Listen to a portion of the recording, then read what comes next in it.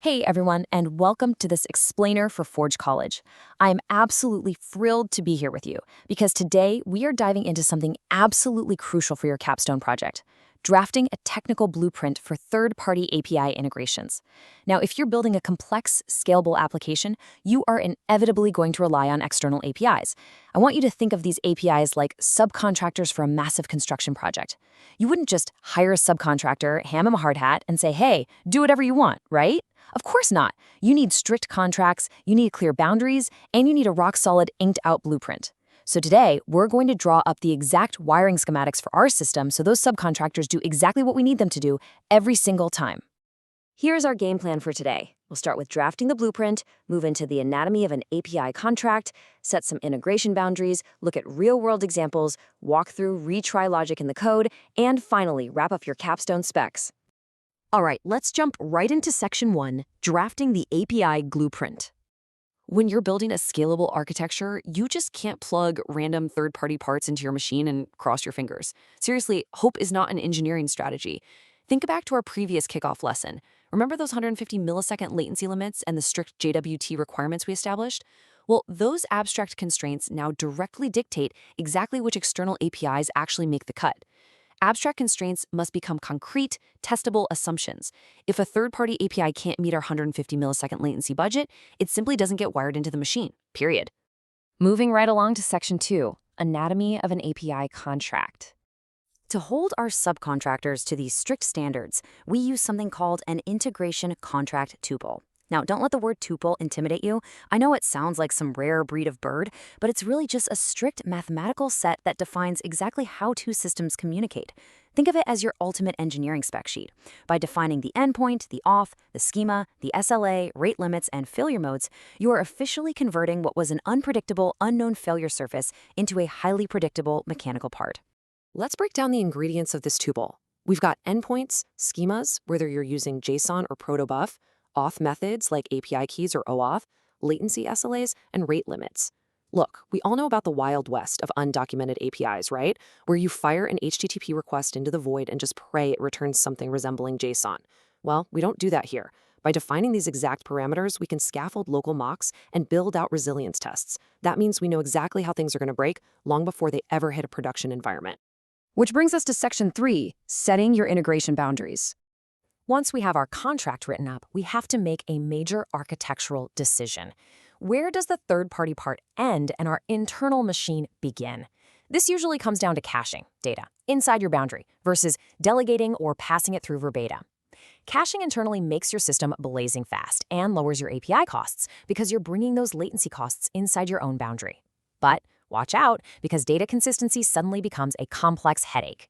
Delegating, on the other hand, keeps your state perfectly simple, but you are now entirely at the mercy of the external API's SLA for speed. Another massive part of setting your boundaries is locking in compatibility windows. Imagine an external API updates from version 1 to version 2, and overnight your entire application comes crashing down. Absolute nightmare scenario, right? A solid blueprint dictates a strict versioning policy, like a mandatory 90-day overlap where both versions have to work. It also requires the server to respond with a clear 426 upgrade required error if you happen to hit an outdated endpoint. This is exactly how you protect your boundaries, so an upstream update doesn't accidentally break your whole app. All right, let's put theory into practice with Section 4, Real-World API Examples. Let's apply this spec sheet to the 3 real-world integrations you're going to build in your capstone project. As you'll see here, different subcontractors require totally different operational tolerances. Our Solana indexer is read-heavy, so our primary focus is raw latency. But the identity provider? Latency takes a backseat to a secure token exchange, and the payment gateway is all about webhooks and idempotency. One size absolutely does not fit all. Let's zoom in on that Solana indexer tuple.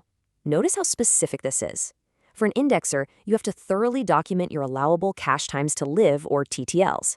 You might allow a 1-second public read cache to save on API calls, which is great. But you absolutely cannot use caching for balance-critical flows, where eventual consistency might trick you into showing a user the wrong funds. So the contract specifies exactly 2,000 requests per second and a razor-sharp P95 latency target of 30 milliseconds. Next up, the identity provider tuple.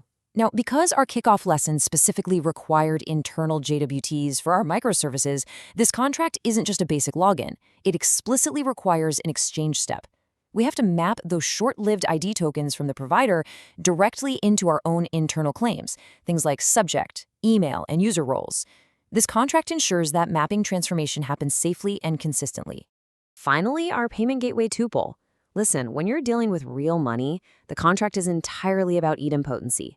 If the network hiccups, you simply cannot charge a customer twice. That's a fast track to ruin.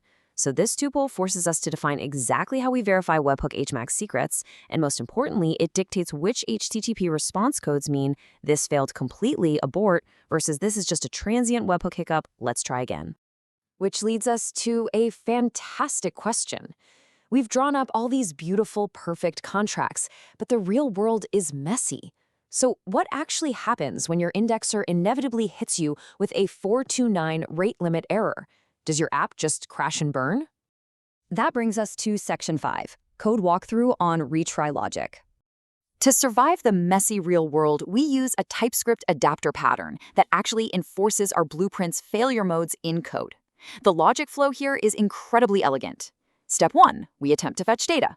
Step 2, if the API throws a 429 rate limit at us, we catch it as a distinct, known error. We don't just let it turn into a generic 500 server crash. Step 3, we trigger an exponential backoff loop. We wait a moment, try again, wait a bit longer, try again. This is exactly how your system survives sudden traffic spikes without melting down. But catch this, we can't just retry forever, right? The number 5,000 here represents 5,000 milliseconds, or 5 seconds. This is our exact maximum backoff ceiling hard-coded into our logic. It is a highly specific limit that absolutely must be recorded in your blueprint for site reliability engineering or SRE planning. Because if a dependency takes longer than 5 seconds to recover, we need to stop retrying and fail gracefully, preventing our own internal servers from hanging indefinitely. Finally, let's bring it all home with Section 6, finalizing your capstone specs. So before you move on to deployment, here is the critical checklist you need to finalize. Your API integration blueprint needs contract tuples for every single dependency. It needs clear caching and TTL boundaries, documented auth flows, exact retry semantics, and local mocks for continuous integration testing. By making every entry on this list testable with CI mocks, you drastically reduce ambiguity. It means that when an on-call engineer gets woken up at 3 a.m. to diagnose an incident, they know instantly if it's an internal failure or if a downstream subcontractor just dropped the ball. To wrap up, I want to leave you with this provocative thought. When the pressure spikes and traffic hits the roof, will your API blueprint hold the whole system together, or will it let the subcontractors tear it apart? The difference between scaling smoothly and total system failure comes down entirely to the contracts you write today. I really hope this explainer has given you the foundational tools to start building incredibly resilient systems. I highly encourage you to visit forge.college to learn more about Web3 integrations, dive deeper into this capstone project, and explore all the other amazing topics we cover. Keep building, stay curious, and I'll see you in the next one.